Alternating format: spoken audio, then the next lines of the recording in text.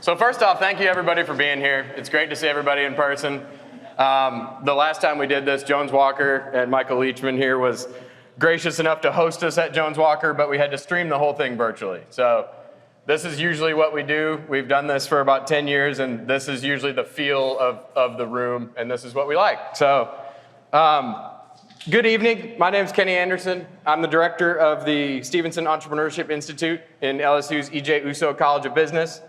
On behalf of Dean Lorenz, I'm going to let him say a few words in a second, the College of Business, and Terrell and Mary Kay Brown and family, I'd like to welcome you to the 11th Annual J. Terrell Brown Venture Challenge. We have a fantastic lineup of 3 student finalists pitching for their share of $30,000 in startup capital. These finalists were chosen through several rounds of submissions, culminating with tonight's pitches. The student teams have worked very hard to get here tonight, and we'll watch 3 teams compete for their share of the prize money. So the Stevenson Entrepreneurship Institute is grateful to be able to assist these student ventures, but this would not be possible without the support of our partners and sponsors. Support from J. Terrell Brown and family has assured that this competition will continue to provide capital to student ventures for years to come.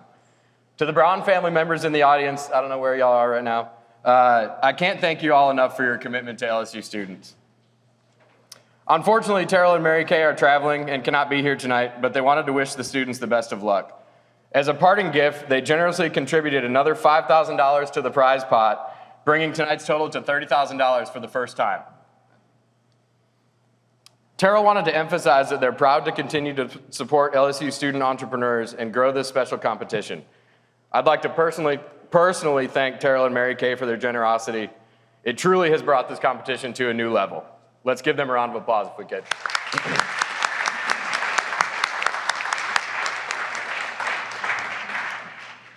So next, as I said, I'd like to thank Jones Walker for supporting the J. Terrell Brown Venture Challenge since inception over 10 years ago. We would never be here without Bob Tucker, Michael Leachman, and Glenna Myers, I don't think she's here tonight, and the Jones Walker team. I'd like to thank our last title sponsor, GMFS Mortgage, for so graciously supporting our student entrepreneurs through this competition. To date, the J. Terrell Brown Venture Challenge has given away over $275,000 in capital to student startups. To me, though, a more impressive number is that our student entrepreneurs went on to raise over $6 million in additional capital on their own for their ventures after this. So, along with our student finalists, we're grateful for our 4 final round judges. We have Bill Ellison with Innovation Catalyst. Second, we have Ms. Lori Aronson with Lipsies. And finally, we have Mr. Michael Leachman, who's partner in the litigation practice group at Jones Walker. Thank you to all 4 of our judges also, all 3 of the judges, I'm sorry. Let's give them a round of applause also.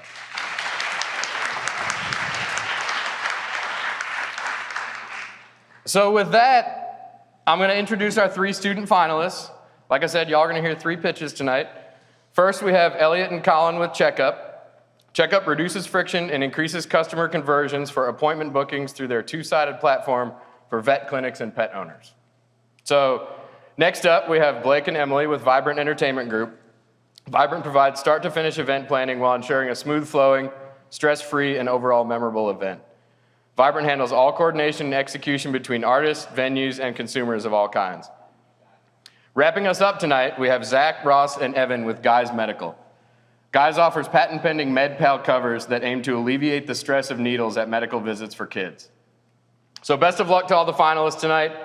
I especially know how hard y'all work to get here, and I really appreciate it. Let's give them one round of applause, too, if we could.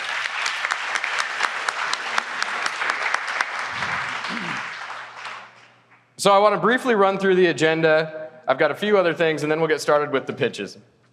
Each finalist will have 10 minutes to pitch, followed by 10 minutes of Q&A from our judges, and we'll have a brief setup period between pitches.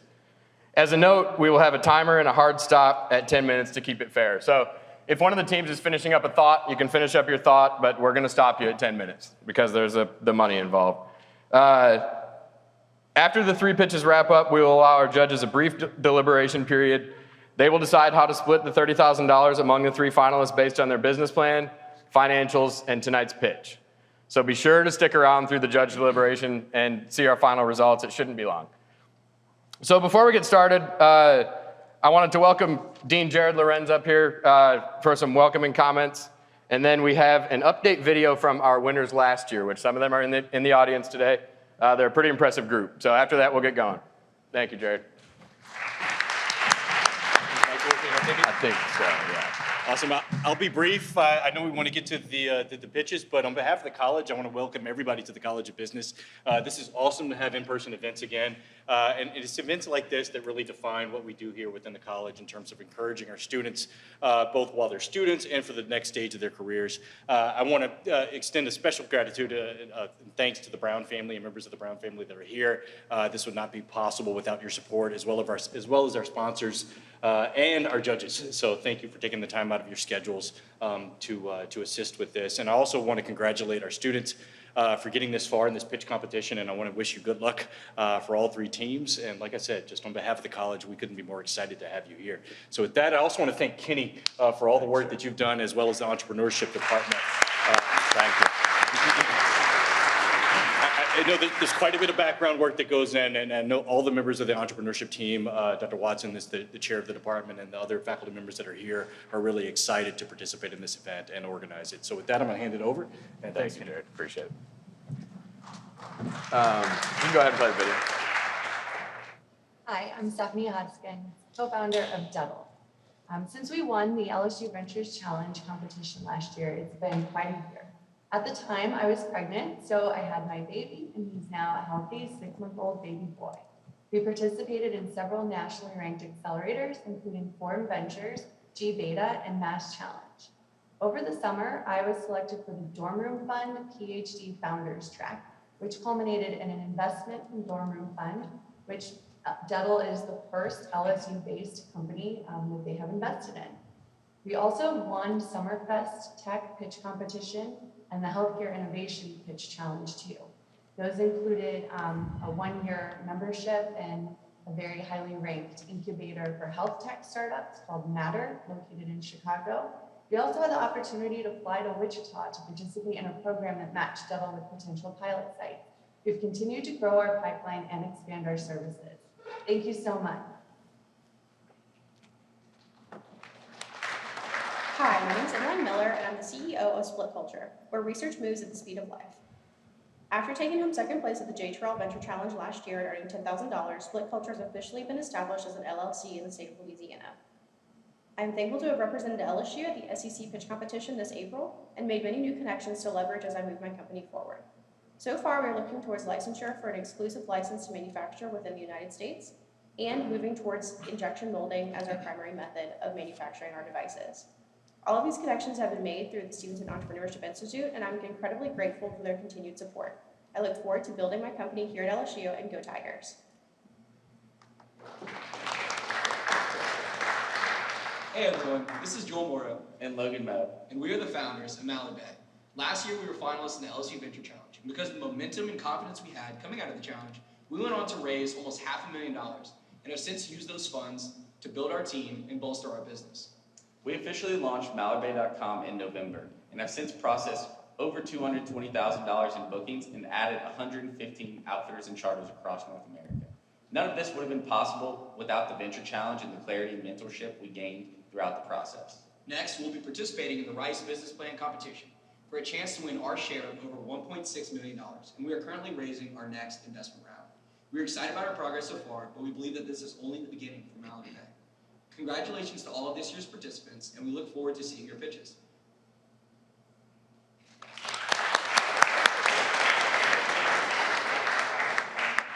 So Logan and Joel, who are back there, just went and represented LSU for the first time at the Rice Business Plan competition. They won $215,000. They got the third largest investment there out of 42 finalists. So congrats to them.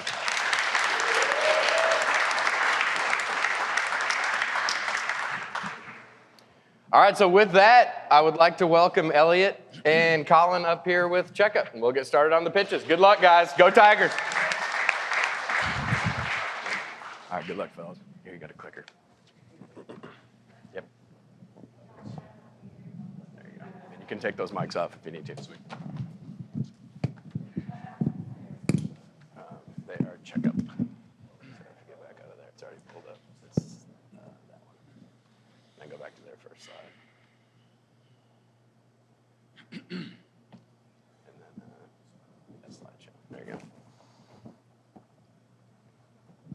You ready? and your timing. Whenever y'all are ready. Sweet. Good evening, everyone. Before we get started, can I please have all the pet owners in the room raise their hand? That's a lot of you. I think you're really going to like this. Tonight, we're going to talk about Checkup. Checkup reduces friction and increases customer conversions for booking appointments through our two-sided platform for vet clinics and pet owners. I'm Ellie Greenwood, and this is Colin Hebert. So here's how the world works today. Pet technology is roughly a decade behind human health. Vet clinic software is outdated and not very easy to use. Software that is pet owner facing isn't very user-friendly either. And many vet clinics still only offer appointments via phone call and email. Here's how the world should work, but here's what's missing. Pet owners should be able to instantly book appointments online, and vet clinics should have the best and easy-to-use tools so they can focus on what matters most, caring for pets. What is the current solution for booking appointments online? If you're lucky and your clinic has a website, typically you'll just go to the website, find the booking form, and fill it out. The only problem is you end up back at the same position. Either you hate the booking widget and you call the clinic instead, or you fill out the booking widget and they just call you right back to confirm your appointment. Either way, you're back on the phone. Booking with Checkup is super easy. Just go to our website and search by clinic, select your date, time, and doctor preference if you have one, and then book your appointment. You'll then automatically receive reminders regarding your appointment. So why should a vet clinic care about Checkup? Checkup increases revenue and mitigates lost revenue for vet clinics. In this example, we're going to talk about a one doctor vet clinic. A one doctor vet clinic will roughly see 3,000 bookings annually. There was recently a study that was done on service businesses in the US about the impact of online booking. This study found that service businesses that use online booking see an increase in bookings by 35 to 125%. So in this case, of this one doctor practice, they could see an increase in 1,050 appointments. The average person spends $167 per vet visit, which will result in an increase in $175,000 annually for a clinic that integrates online booking. Now that we've explained how we increase revenue for clinics, this is how we mitigate lost revenue. In this example, this is a real clinic that I've talked to that's based here in Baton Rouge, and they get 100 phone calls a day. Of those 100 phone calls, we can assume roughly 50 are related to appointments. That means this clinic does about 15,000 bookings a year. As mentioned on an earlier stat, 9% is the annual average, or the average in the US of no-show appointments for vet clinics. In this example, this clinic would have roughly 1,350 no-show appointments. This is revenue that's out the door that they would never get.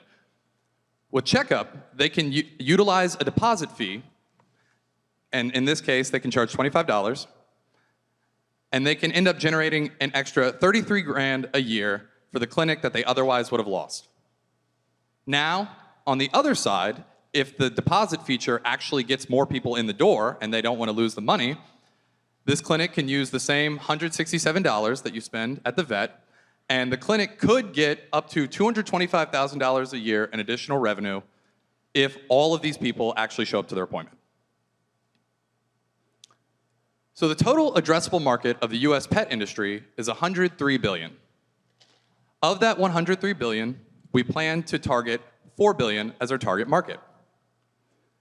This $4 billion excludes areas of the pet industry that we don't intend to enter, like consumables, supplies, and over-the-counter medicine. This $4 billion assumes the share of the market we believe we can capture once we fully offer all of the products and services in our rollout plan. After doing extensive market research in the Louisiana and Houston areas, we've determined this as our initial rollout strategy. There are 385 clinics with no online booking capabilities whatsoever. And there's another 272 with difficult-to-use booking capabilities or just a simple web form. We already have one clinic that'll be going live with Checkup sometime this week and 3 LOIs that have been signed with many more on the way. Checkup's growth strategy is multifaceted. Because we're a two-sided marketplace, we have a different growth strategy for both our end user, the pet owners, and our buyers, the clinics. For our pet owners, our main avenue of growth is through search marketing and search engine optimization, or SEO. Due to the relatively low marketing budgets of many vet clinics, averaging around $15,000 annually, many of them have low to no digital or SEO presence.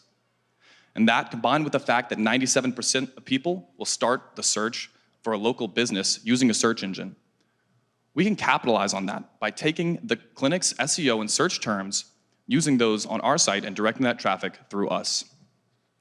We also plan to have strategic partnerships with shelters and adoption centers in order to onboard users as early as possible in the pet owner lifecycle. Additionally, we'll have influencer partnerships with pet influencers such as We Rate Dogs, Cats of Instagram, and Show Me Nudes. We also have, for the clinic side, we plan to focus on direct selling. Ideally, we'll be focusing on partnering with veterinary roll-ups so that we can onboard dozens of clinics at once. We also hope to use events like conferences and symposiums so that we can put our product in front of tons of interested customers. And finally, we'll have a referral program in order to encourage growth between clinics. So why would a clinic choose to use Checkup over a competitor? While there are several competitors in the pet care communication space, Checkup focuses on minimizing the amount of back and forth between clinic and client. While the other solutions act as glorified contact forms, Checkup provides immense value by allowing a client to create an appointment with a clinic without ever picking up the phone or actually talking to a receptionist. We also provide value to the clinics by allowing them to implement our no-show feature, like we mentioned earlier. Our business model is as follows. We start at $99 a month for a solo practitioner, and we increase linearly for the number of clinicians beyond that. We also plan to charge a 3% payment processing fee for all payments that are processed through our platform. At the 385 clinics that we plan to have at the end of year 2, the SaaS product alone will be generating about $38,000 a month. If we include the fees from payment processing, that'll be an additional $192,000, totaling $230,000 MRR at the end of year 2 with all 385 clinics that we hope to attain. But none of this would be possible without a world-class founding team. You've already met myself and Elliot Greenwood, but we also have George Vallone and Matthew Ayub, who are in the audience. We've been building things, writing code, selling products, and building businesses for as long as I can remember. And we believe that our mix of talents is uniquely positioned to not only create a successful business, but to create a rocket ship in its own right.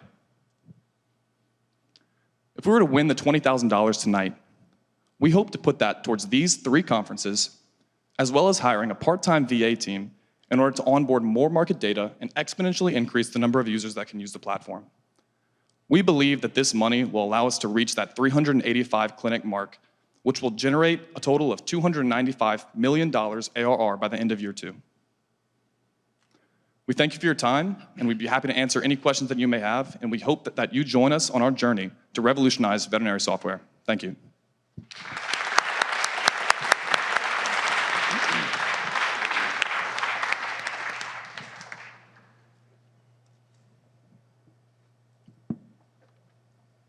Yes, sir. Hey, man, we gotta let the judges ask the questions first. You're good. If My we have time, apologies. I'd like you to finish. Go ahead. Yeah, there you go. Welcome. So your software is more or less a template for the clinics and such to input all of their information. So you're basically selling them a template. I appreciate that. So there's 2 ways that Checkup can be used. Once they're on the platform and we have their data, then they can use it through the actual Checkup site, which functions like a two-sided marketplace in which users can enter the site and find veterinary clinics near them. Or they can implement it on their own website if they prefer, and use it that way. It's essentially the same thing. So is it user-friendly that they can go in and get it set up? Or are you planning on being the ones to help them implement it Right. on their own site? Okay, I understand. So I think, so for now, right now what we're doing is, all they need to do is give us their clinic hours and when each clinician is working. And that allows us to kind of do our part to block out the times that are filled. So we need some information from them in the beginning, and yes, it could be self-serve, but right now it's not.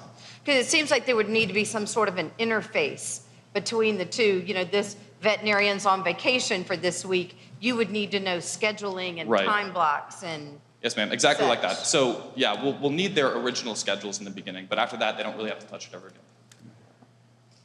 Do you have any basis for keeping competitors out of what you're trying to do, or is this just a race to market share?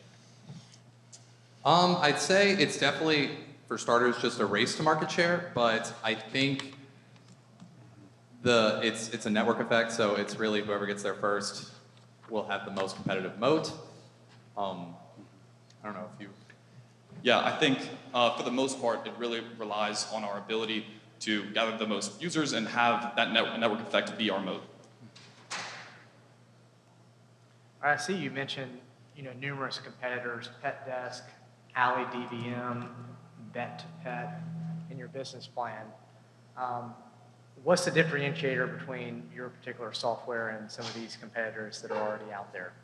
So that's a great question. Essentially, like I kind of mentioned in the pitch, many of those don't actually do anything for the clinic.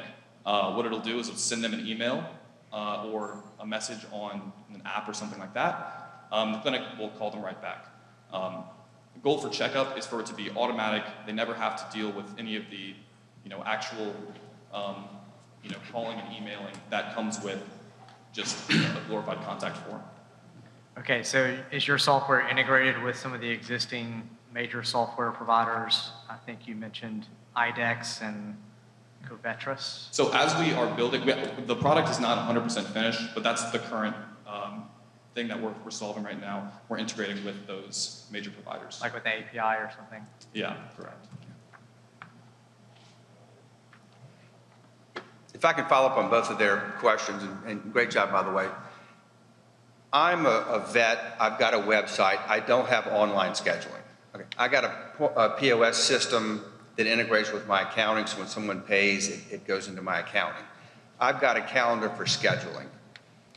From a practical perspective, from a technology perspective, how do you guys integrate with all of that so the workflow is seamless and easy to integrate and it's not a problem for them?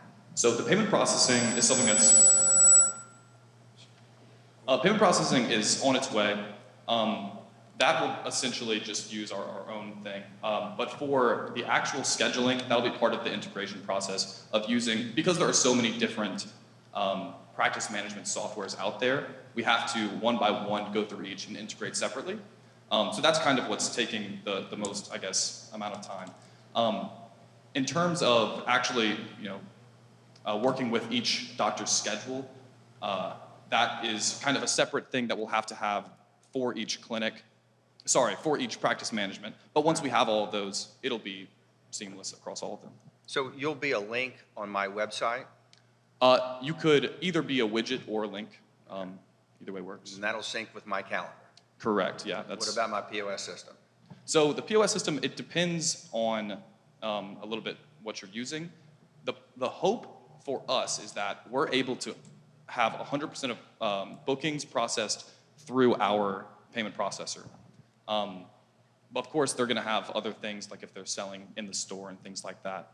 But we're not the solution that's going to connect those two. I guess is the right answer to that. Yes. I have another question. So I guess first of all, I absolutely agree with you that booking for pets, I'm a new pet owner, 2 years now, and it's impossible to get. I spent 30 minutes literally a week ago trying to get an appointment online, fill all this out, and I still didn't get an automated response back. They still had to call me, and they called me like a week later. I'm like, and I thought y'all forgot. So what made you focus then on this industry? Because what I would think is that once this gets perfected, it could translate into any appointment scheduler for humans. It could be for your hair appointments. I mean, it's an appointment scheduler. And is there anything that makes it specific to the vets other than the fact that the veterinary industry just has a terrible appointment system? That is an excellent question, and that's something we've talked about a lot. No, there's nothing stopping us from moving this to another industry and essentially giving it a facelift to work for something else. And that's one thing we've talked about is, essentially using this as an API for other possible, solutions. We're focusing on the vet industry right now because it's the thing that we've identified needs it the most. And we've heard so many complaints about it.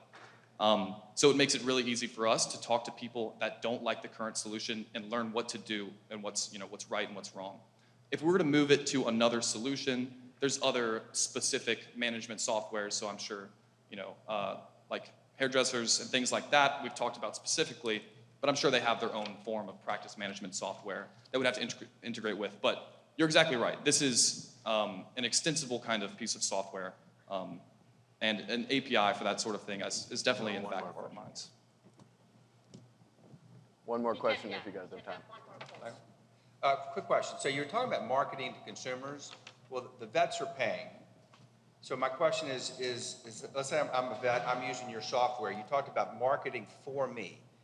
Is that covered in the $99 or is that an additional fee, a different revenue model? That's covered in the 99. The main idea for the vets is once they sign up, they are kind of just going to bring in all their existing customers. The big thing for the new customers was just the fact that vets don't really market that much unless they're a big national roll-up. The big thing with that is the shelters that we mentioned. We are looking to partner a lot with shelters, and I've talked to CAA very briefly here about all these people show up to go adopt a dog, and they might not know where the best place to go is, and one of the easiest ways to get a bunch of new clients is our users on the platform is they're just like, hey, go use this. It works for them because they provide a better experience at their adoption agency because they are better helping out their customers, I guess, which is the people adopting the dogs or the cats, and the vets benefit because they have all these new pet parents coming online that are looking for a vet. So that's part of where the new customer aspect comes in. Great job, guys. Thank you. Thanks, guys.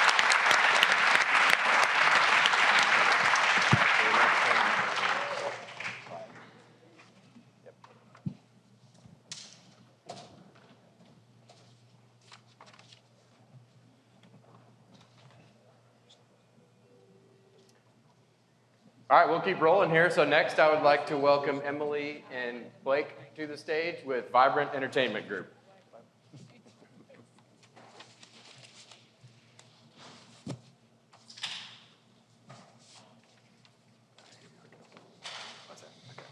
Forward, back, obviously. You got a laser pointer. Y'all can take those mics off if you need to. Good luck, guys.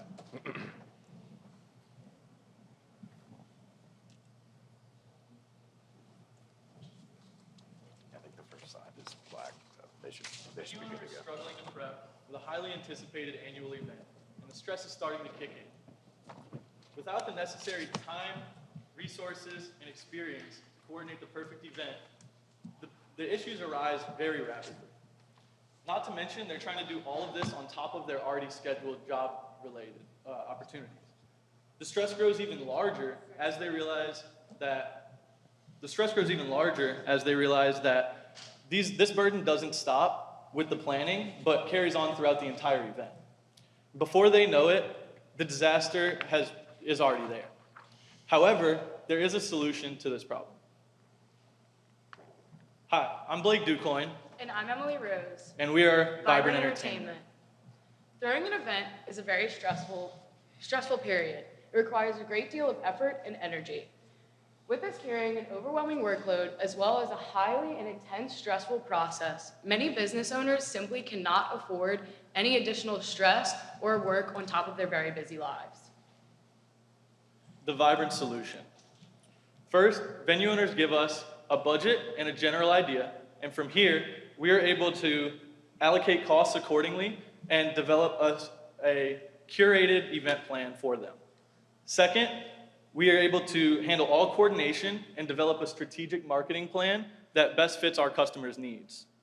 Lastly, we take all necessary precautions and we prep for execution. Our team is on site throughout the entire event, and we follow up with both venue owners and attendees after the conclusion of the event. As a team, Vibrant has generated over $30,000 in just the past 6 months. A portion of our services include artist booking, production, and event coordination. Through artist booking, we've created many relationships with artist booking platforms, helping us gain the best performers for the best price, while also gaining very meaningful relationships with these artists. Within our production, we've also been able to leverage our production relationships, giving us lights, staging, sound, and much more. With our event coordination, here is where we can really showcase our creative talents and build our community by providing a creative and innovative event design and concept. Our 3 main customer segments are venue owners, attendees, and artists. Our venue owners and attendees really complement each other quite well because by taking stress off of venue owners and handling all aspects of coordination, we are also able to create a very memorable experience for our attendees altogether. Our pricing structure consists of 2 fees, a 20% fee of total expenses incurred for the event, as well as 20% of the total ticket revenue of the event as well. This keeps us heavily involved in the process of promotion and also working to increase ticket sales rapidly up until the event actually starts.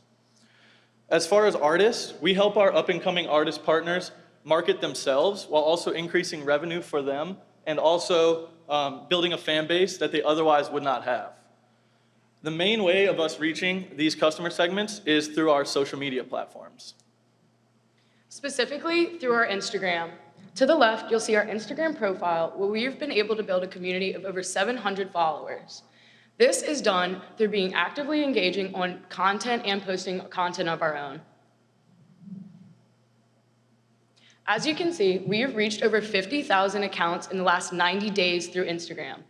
Utilizing promotions on Instagram as well as Boost, we have been able to better target our target demographic as well as capturing this data.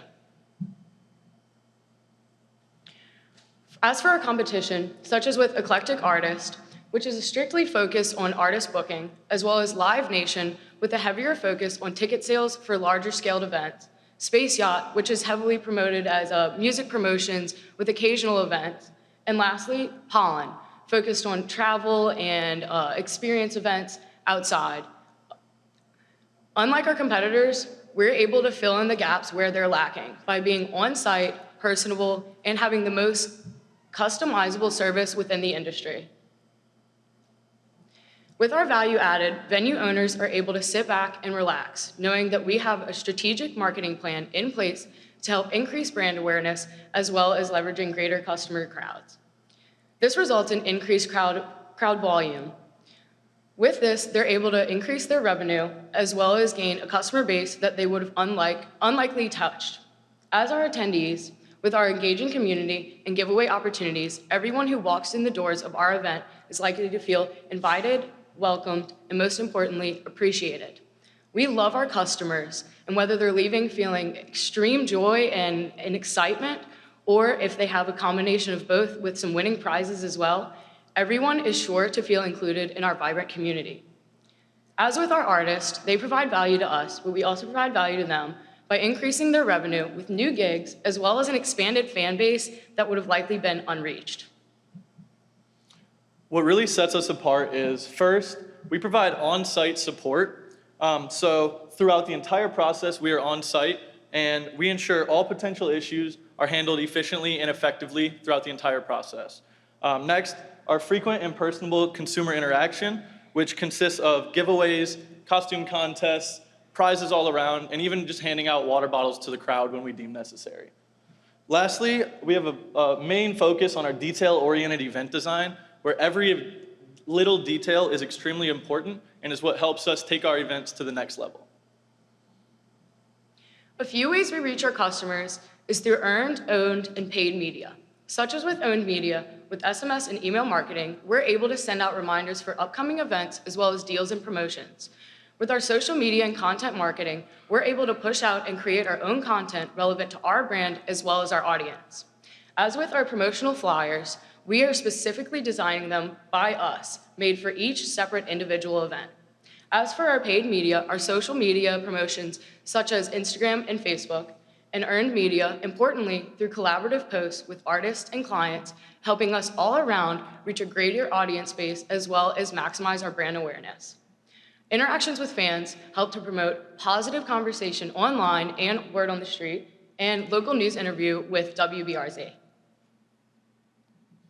As far as our future event pipeline, we have quarterly events scheduled with a local venue, The House, one of which is actually this upcoming Friday, and the next that we have planned is in the fall and is what we classify as a large event, which is greater than $30,000. We also have an annual event scheduled with Fred's, another local venue. That would be considered a medium event, and that will also be in the fall. We have a promotional event coming up within the next few months for Mallard Bay. We have the opportunity of promotions and potential event contracts with the Clay Group out of Houston at one of their multiple nightlife venues in the Houston area as well. We've also been identified as a key promotion partner for High Tide Music Festival, which will take place in South Carolina this summer. There is also another Houston music event that we have been reached out to as a promotional partner for help with coordination, artist booking, and more. And lastly, we have a connection with a multi-venue owner in the state of Texas who is expanding and is really looking to increase his competitive advantage throughout and has reached out to us for assistance with doing so. Here you'll see a few of our past events, and these events have really helped us to get to where we are. Our October event was our initial launch party where we had over 750 tickets sold, and that has really helped us to get to where we are today. We have a great team, with Blake being our head of operations and I, creative and marketing director, along with Kate Kavanaugh. We're all three currently in the MBA program here at LSU, with the rest of our team located in Houston with full-time jobs. Our other future hires include a photographer and videographer to have on hand at all of our events, with a media manager to take off the extra hours we put in personally editing and planning our content, as well as a brand ambassador program which is currently under development. We've worked with multiple ticketing platforms, artists, production companies, artist booking platforms, as well as venues and other student-led companies such as Rebuild Media and last year's Venture Challenge finalist, Mallard Bay. Here you'll see multiple reviews and recognitions that we received. On the left from 2 clients that we've worked with. On the top right is an artist that we brought down to Louisiana for the first time, and we've worked with multiple times now, as well as a WBRZ article that we were featured in. Here's our 3-year financial projections. As you'll notice, our revenue is projected to increase yearly. You'll also notice 0 for the cost of goods sold. The reason for that being that all of our expenses, variable expenses that relate to each event are incurred by the venue owner and not by us. And our payroll and other expenses, we are hiring a media manager and a videographer, as well as investing back into the company year 1, and then paying ourselves $30,000 after year 2 and $80,000 after year 3. Our planned future expenses, merchandise, design and manufacturing quarterly, brand identity pack, which includes logo variations, as well as website maintenance, advertising, and miscellaneous costs. Thanks, guys. We gotta stop there. Thank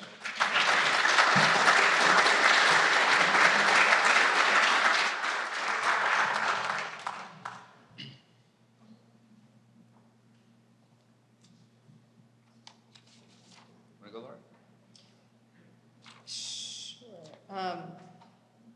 I had, in looking at your presentation, your business plan, which was good. At first, it said that you don't ask your clients to prepay for any of the expenses, and then you went back and you said that there was, and I can't remember what it said. Oh, here, we charged a fixed rate of 20% of total expenses occurred, but my question was, what about, you're gonna go to several expenses on the front end when you're planning an event. So you do have a calendar of, I should say a schedule of expenses that you can't do all of this out of pocket from the beginning until the event occurs.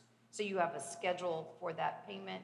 Yes, ma'am. So what we did with our most recent event was we did incur the costs up front because we only had the one at a time we were able to do that. And then we were reimbursed the day of the event. And then so after the actual event, we were reimbursed plus our 20% fee. And then the day after the event, once all the tickets were obviously finished and all those calculations were made, then we were paid our additional 20% of the ticket revenues. So moving forward, we really would like to have a set, once we get that set expense total, get that to the venue owner and have them come out of pocket for that before so that we don't have to do that as we expand and have more than one event going on at a time. What about the personnel that it requires to be able to put on these events? You know, with the labor shortage, what it is, do you have someone on your team who is ready to recruit to be on your team to help in different cities for different events? That would likely be myself.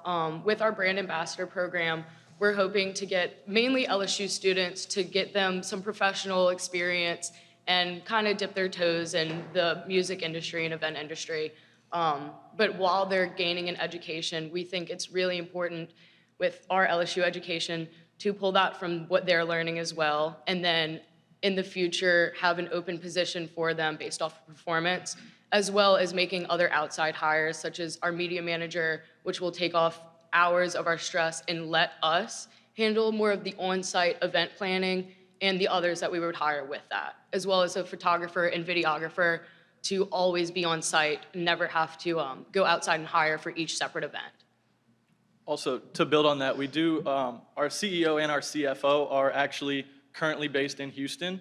And so the plan is once we are able to expand into Houston, they will be able to run our operations there, and we will be able to expand and build our network through that as well. Following up on her question, do you consider this business scalable to a national footprint? And if so, would it require you to have physical presence all over the country? Yes, sir. Yeah, so, and really the idea is to, with our brand ambassador program and other programs such as that we plan on implementing in the future, being able to really bring people in and groom them, and people that align with our values and that really understand what it is that we're trying to do. At the end of the day, we're trying to build a community, and we're really trying to bring people together and not just benefit us, but benefit those people around us and bring people up with us. So to answer your question more directly, I do believe that it is scalable at maybe a national level. Obviously, that's down the road. For now, we're looking more regional. We do believe that within the next few years, we'll be able to scale into Houston and Austin, as well as targeting different colleges in the areas as well. So yeah, I do think that it's scalable at a national level as long as we take the necessary precautions to ensure that our values don't get misaligned throughout that. As a follow-up to that, we also take pride in our ability to offer opportunities to artists who are unseen. Their talents go unseen, and that is a whole community in its own that we love to build off of, because photographers, videographers, we have custom design, custom art, down to the last detail. They have all, out of not knowing each other, created their own community, and through that, they've also spread the word about Vibrant, and that has done amazing in itself. To understand something, your two clients that you're going after are the venues who want to hold events and sell tickets, and then companies who need help scheduling an event, correct? My question, and I have some questions afterwards, don't answer yet, is who is your best generating customer? Because I'm looking at, the company, you're going to get 20% of the rental fee, where if it's a venue, you're not going to get that 20% because they own the venue.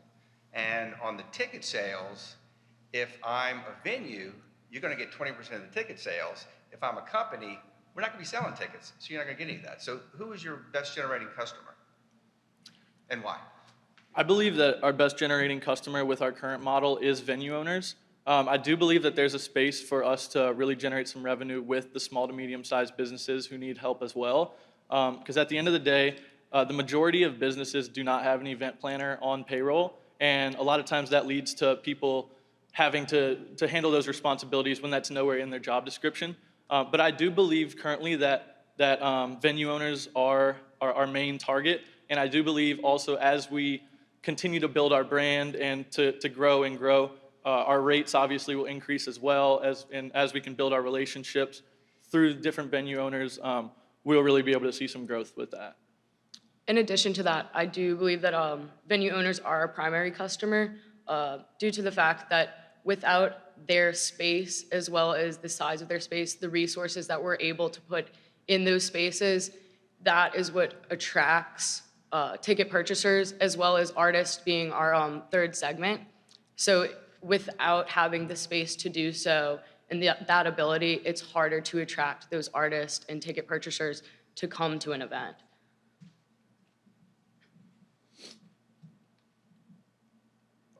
Not getting into the difference between growth and scale, but putting that aside, do you guys plan on raising third-party capital, investment capital? And if so, where do you see an exit down the line, and who would buy you guys? So yeah, that's a great question. We do see potential for third-party capital moving forward, and at the end of the day, I don't know that we necessarily are doing this in mind with an exit strategy in mind. Obviously, it's always a necessity, but moving forward, we really see this growing to a level where one day we may be able to move past just doing this outsourced work for venue owners or whatever, and really being able to hold our own events at a large scale farther down the road as we're able to continue building these networks, these connections. So I do think that one day as we continue to develop, if we were looking to exit, there are some large companies within the industry that may be interested in what it is that we bring. And the more events that we've done, the more feedback we've got, it really is just, we're able to create something that is very unique and that is not found very often with a lot of events.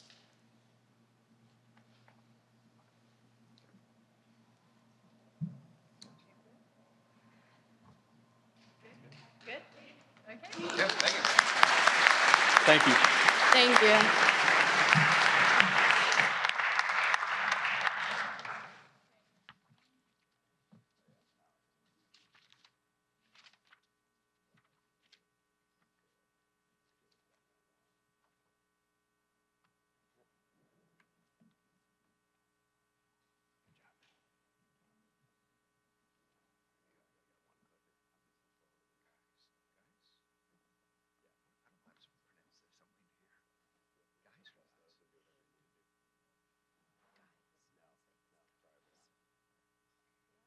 All right, so last but not least, I'd like to welcome Guys Medical. We have Zach, Ross, and Evan here, and I'm proud to say that they're our first team from LSU Shreveport that has ever made the Venture Challenge, so they drove down today, and we're happy to have them. So thanks. Good luck, guys.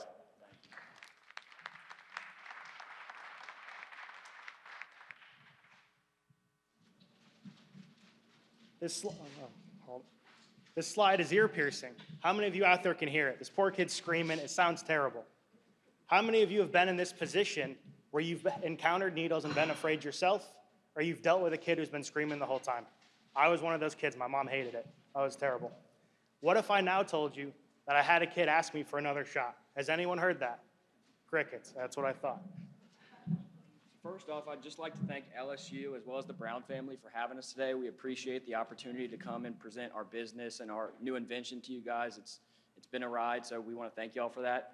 Without further ado, we're Guys Medical. I'm Evan Falgu. This is Ross Reiger and Zachary Connolly. And today what we have for you is a syringe cover that's designed to alleviate the stress of the doctor's office. So I got a big fancy word for you, trypanophobia. Anyone know what it means? I didn't either. What it means is a fear of needles, and we're trying to alleviate that fear. As you can see on the bottom, there's a picture of a snake with a mom shielding her daughter. This is an NPR news article talking about how prevalent this fear is. When we break down the numbers a little bit further, there's on average 4 million newborns a year. In a perfect world, all of these kids would be vaccinated with several vaccines. That's a lot of vaccines. What happens with that is you have a bunch of kids getting scared, with over 50% of kids being scared of these injections. You would think as kids get older, does it disappear? And we don't see that. In a meta-analysis of 119 papers that studied this, over 50% or up to 50% of adolescents were still afraid. And into adulthood, should it disappear? It should, but it doesn't. And it's a big fear with up to 30% of adults still being afraid of needles. And even looking at people with chronic disease such as diabetes, up to 80% of people have to do injections every single day are still afraid of doing that. And it's terrible. With the global pandemic going on right now more than ever, vaccinations are becoming a part of everyday life. So how does this affect the bottom line? Really, the answer to this is healthcare burden. Increased strain on the system means more resources as well as more staffing, which is really hard to come by these days. It also leads to missed appointments, which in turn means preventative care is missed out on, which means further costs down the line. So how did the whole idea start? The company and idea really started when I was on a pediatric clinical rotation, and this girl came in with her mom, and she was just terrified. She didn't want to be there at all. You could tell from the moment she got there that she didn't want to interact with the nurses or the doctors, and she was super scared, especially when it came time for her to get her shots. She started kicking and screaming, and right away, I just knew this was going to be a huge hassle. It brought me back to whenever I was a child, 15 years ago, and my sister was the exact same way, really to the point that my dad would tell her that I was going to be the one getting shots just to get her to go to the car. It was a total hassle. And so another nurse eventually has to come in and hold this girl down. And the entire time I'm just thinking how traumatizing this is for this girl. Towards the end of the encounter, she goes to the treasure chest, picks out a new toy, and it's like nothing ever happened. And right away I start thinking wow, if we could have just made that needle look like a toy, this whole situation could have been avoided. It wouldn't have taken another nurse to come and hold her down as well as traumatize this child. Here are a few of the devices that we've come up with so far. How they work is they can attach onto different size syringes ranging anywhere from 3 millimeters to 10 millimeters, even with the Velcro strap one going all the way up to 60. We have a few different designs down here. Audience, actually, if you would look under your seats, we've placed a few samples for everybody to look at. Judges, we've also included boxes at y'all's tables for y'all to take a look at as well. Initially, we started producing these via 3D printing, which allowed us to make a few per day, which also achieving modest quality. We then transitioned over to LCD resin printing, which is what you currently have right now. The LCD resin printing allowed us to print about 100 a day. We are now looking forward to moving towards injection molding. With injection molding, we will be able to produce thousands a day at a much higher quality. So the big question is, does this really work? I'm going to give you guys two scenarios of how well this works. The first one is where we have Miss Little Aaliyah, who's coming into the clinic. She's 6 years old, and she's screaming coming down the halls. It's terrible. We happen to be there just to show the nurses our design and get some feedback. We said, why don't you go ahead and try this out on her, because it looks like a terrible experience. She took 2 butterflies from our hands, put them on the syringes, and we anxiously waited at the nursing station. We didn't hear a peep. It was fantastic. The poor nurse comes out later, and she feels bad because she gave away our butterflies to the girl. And we said, no, that's exactly what we want you to do. We want these people to go ahead and take this little toy or device with them so they can remember the experience as a positive. And this little girl later on was running up and down the hallway clinics with 2 butterflies in her hands. She was so happy. I got another picture here for a story with Mr. Hector. He was 7, but before I do that, I want to apologize for the watermarks on the screen. We're poor medical students, we couldn't afford the real photo. Mr. Hector is a 7-year-old who comes into the rheumatology clinic every single week. Can you guys imagine getting a shot every single week? He's terrified of them. So I wanted to go ahead and sit down and just talk to him about our idea. I said, hey, what if I put an airplane on this syringe? Would that make it any better for you? He flat out told me no. I said, okay. What could I do? What could I put on there to make you happy? I said, what do you enjoy? He goes, anime cartoons. I said, so if I made an anime cartoon and put it on the syringe, you'd be happy? He goes, I'd take a shot right now. And so going back to that initial story, we do have kids now asking for shots if we can put the right devices on there.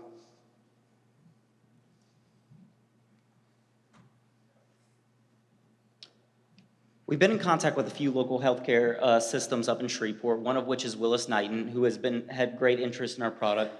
The other being Ochsner Health System, who we recently had a meeting with the COO and the vice president. After discussing with them, they want to give us an initial 1,000-order trial run in one of their clinics. They also wanted to discuss branding on our devices. You can see here we have a mock-up of one of the planes where we've incorporated the Ochsner logo on the front and then their emblem on the back tail. With the Venture Challenge Prize money, this will be a critical part in getting our company off the ground by allowing us to purchase our first set of injection molding build plates.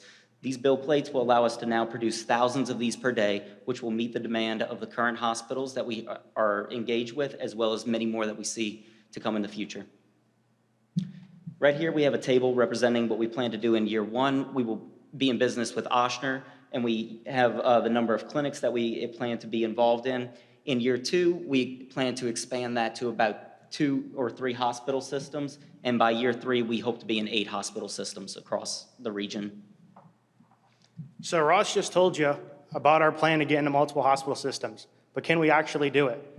We have 2 physicians pictured on the screen, Dr. Pichalinge and Dr. Permenter. Both of these physicians have interacted with us with our development of our devices and are so passionate and enthusiastic about it that they want to help us get to St. Jude's. Dr. Pichalinge worked there as a fellow, and Dr. Permenter has been up there as a patient. Both of them have significant contacts and are willing to do anything they need to get us up to one of the biggest children's hospitals in the world. So who else out there is doing what we're doing? The real answer to that is nobody. We've designed a unique product that really is brandable to these hospitals, and currently out there is nobody in this market space. We've obtained a provisional patent by the U.S. Patent and Trade Office, as well as filed for a design and utility patent on these products. So I'm really selling you guys on why we need to have these syringe covers. But do we have other uses for them? Do we have other markets? We are looking at talking to the Army National Guard because during national disasters, sometimes they have to go out and give vaccines. We really don't want kids to be extra traumatized having to get a vaccine during a natural disaster. Additionally, instead of just talking to healthcare systems, could we reach out to pharmacies and grocery stores that also offer vaccines or other kind of medications? Because we offer adjustable straps on some of our devices, we can go ahead and put them on nebulizer treatments, such as breathing treatments for the kids, or put them on oral syringes or medications. Additionally, we've also had success just using them as distractions in the clinic when you're trying to look in a kid's ear. So even though we're currently marketing them as a syringe cover, we do envision the future of having multiple applications. So really what we've designed for you today is a syringe cover, a new medical device that is functioning to alleviate the stress of a doctor's office visit, as well as help these nurses out and other healthcare providers who are, providing these services. Check out our website, guysmedical.com, and follow us on our social media. We'd really appreciate it, and thank you guys.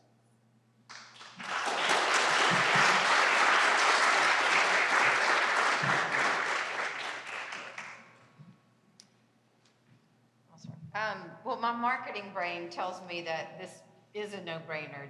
Who would not want these devices? And thank you for showing us the samples, because I think that the fastener is the key component to make sure it's easy on, easy off, doesn't slide off. So those are good examples, and perfecting that will be important. But then my inventory brain, goes to, again, I think that you've got a great product, a wonderful idea. I don't think there's anybody in this room who would say, no, that's a terrible idea.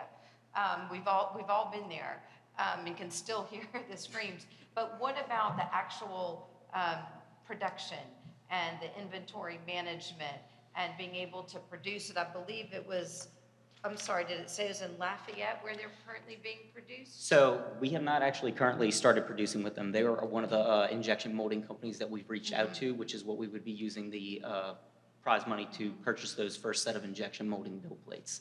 With them, they are able to produce, this is going to be one of our, I'm not saying we're going to go with them. One of our criteria that we're going to look for is we're going to ask, what is y'all's means of production? What is y'all's scalability? Are y'all able to handle 10,000 units a month, 20,000 units a month, 30,000 units a month?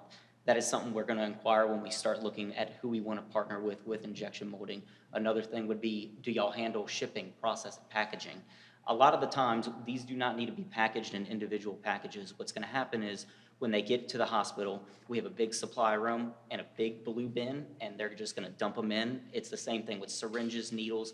They just go grab straight for what they need for an individual piece. Do they need to be Sterilized. Sterilized. So this is going to, not really, because it's not actually going in invasively into the mouth or, skin or anything of a child. This would be more so classified as a Class 1 FDA device, which falls under the same category as a tongue depressor. It's nothing it's not invasive. They have Class 2 and Class 3, Class 3 being like your cardiac pacemakers and everything like that. So will they be thrown away? They'll be disposable or? So they'll the be idea used? is that they give them to the kids after they're done. Oh, they just give. Yeah, them that's our idea. I mean, they can be disposed if they want, but our idea is to give them to the kid, let them have something to walk away with all happy after the shot. Let me just jump in on the production aspect. So since we've started up, we've added 2 additional printers, and I think we're closer to getting 200 to 300 a day, but we're still nowhere near what big hospital corporations are looking for, and that's where the injection molding comes in. Yeah, we were told thousands by the day. They told us in the one clinic, we went and pitched it to them, and they told us that just in one clinic alone, they'd eat our entire supply. So that's when we started means of looking production right towards now the in one injection day. molding. What do you identify as your potential margin on each of these? So we anticipate that, so we've been in contact with Oshner, we've kind of agreed with them about the $2 a piece per unit, and we estimate that they'll cost us, once after the initial purchase of the injection mold, each one will cost us about 28 cents to make, so. And it also depends on the size of the order. That's given an order of over 1,000 units. So when we talked with them about how they wanted to brand it. And we told them that it would kind of depend on how many, the volume of the order, as well as, depending on if they wanted another order down the line. So like Ross said, $2 a unit for orders over 1,000 and $3 for under 1,000. So it's also can be used in private healthcare clinics and individual physicians. Is your utility application focused on the attachment mechanism? It's more so focused on, yes, the idea of putting something on a syringe to kind of conceal the idea of the needle and everything. How many alternatives do you have with the particular attachment mechanism? We have those 2. We have the strap as well as that one. As she mentioned, when we were really gauging the interest with the nurses, it came down to, are they going to use this if it's not easy to use? And we were finding that, with the strap, it's good. A lot of them like it once we'd shown them how to use it, but more so they really like the clip just because, fast, yeah, exactly. You automatically tighten it on and it's good to go. It's good for plenty of uses if they want to slide it off and put it on something else. So with the injection molds, we likely will move forward with the clip mechanism just because it's a lot easier for the nurses and other healthcare providers to use. Kind of a 2-part question. I kind of want to hear about your go-to-market strategy, and then just kind of jumping ahead a little bit. If you're kind of going direct to hospitals, I hadn't had a chance to look at this, so you need to kind of summarize it for us. How are you going to make money? I mean, I just off the top of my head, I'm thinking if you have to pay a salesperson $70,000 and you're selling these at $2 a piece, that salesperson's going to have to sell 35,000 units in 1 year just to cover their salary. So how are you going to go to market and how are you going to make money? So when we talked with Oshner, they initially told us in one clinic, they have about 8 providers per clinic, seeing about 20, 25 patients per day. Of that, they said that they estimate that around 10 to 15 of those patients would receive some kind of an injection. If you do that math, it comes out to roughly around 3,200 units, that's across all of Oshner's network, 3,200 units per day if we were to expand across their 40 clinics and everything. If we, on this chart right here, if we are in their 40 clinics, we'll be making around $600,000 a year at the sale of $2 a piece. That's gross. And then our overall cost for those is about $100,000, I believe. That's what the 28 cents would be per. So we would have the cost of product. Other than that, we don't, as of right now, until we get more so into probably year 3, we don't anticipate having to hire sales representatives to go out. We think we can handle reaching out to these hospital corporations ourselves and getting that initially set up. And then in addition to the 2 physicians I mentioned, we've had multiple others come up asking about investing. Everyone seems to be very passionate about this. We've had a bunch of people just really willing to help us out. So we're not terribly worried about getting it in places. We just need the inventory at this point, and that's what the build plates will help with. So a price barrier question. These needles and syringes, what do they cost versus a $2 unit that is attached to it? I don't actually have an answer for how much the individual syringes cost. What more so is going to be valuable to the hospital here is hospitals get reimbursed via something called Press Ganey scores.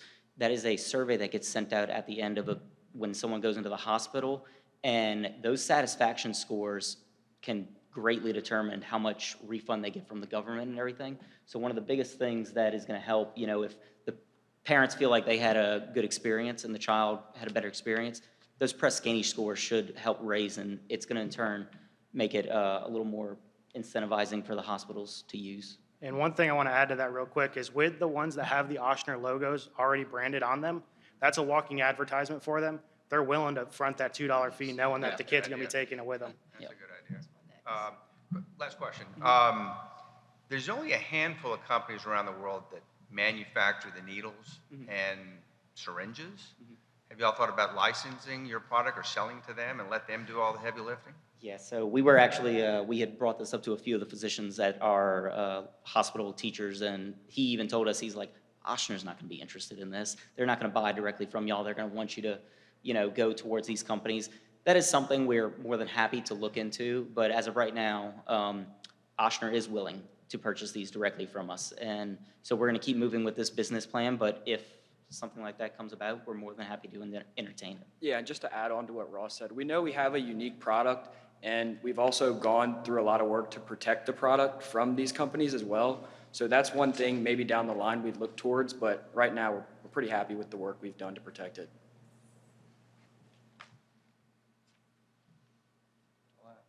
All right, thank you very much. Thank y'all.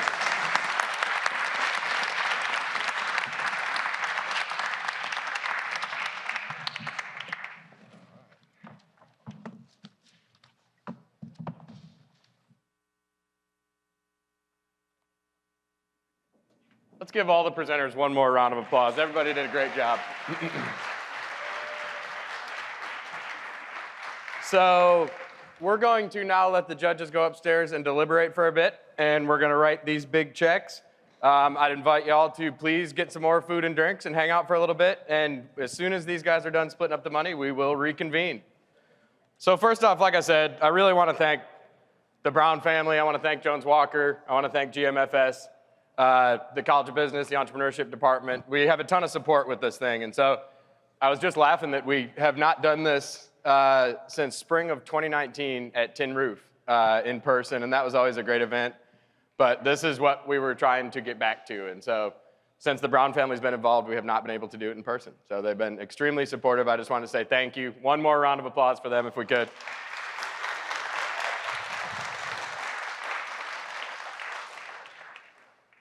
All right, well, without further ado, we'll start with the third place winner of the 2022 J. Terrell Brown Venture Challenge with a total of $2,000 is Vibrant Entertainment.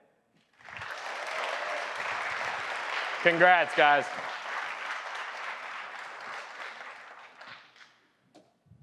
Come on, good job, guys. Congrats. Congratulations.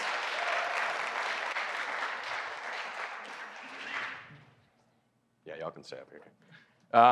Okay, so in second place, which obviously is going to give away first place too. In second place at a total of $10,000 is Checkup.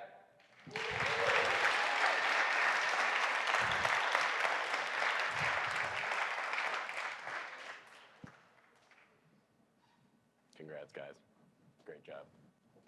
Good job, good job. Yeah, congrats. So, that leaves us with $18,000 left, and that belongs to Guys Medical. Congratulations.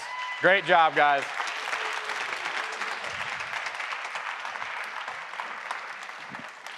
Congrats, fellas. Awesome. Yep. Awesome. Congratulations. Congrats.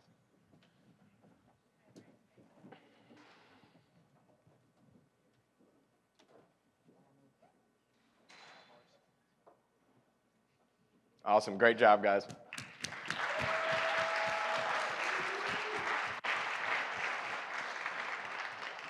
So thank you, everybody, for being here. Please check out the Stevenson Entrepreneurship and our department, the Stevenson Department of Entrepreneurship and Information Systems.